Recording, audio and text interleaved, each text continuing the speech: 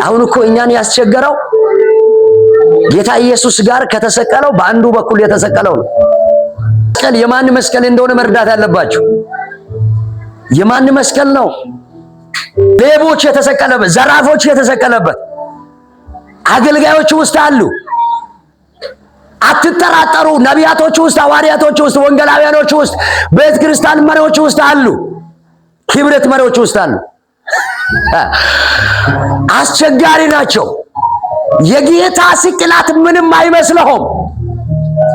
ያ የአንዱ በርባን መስቀል እስከ ዛሬ በትውልድ መካከል አለ። እኛ ይዘን የምንሄደው የተኛው መስቀል ነው።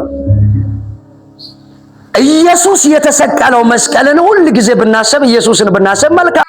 የፈለገው ሲያጣ ይመለመላል። ምንድነው የሚባለው? የጎበጠው ነው የሚባለው።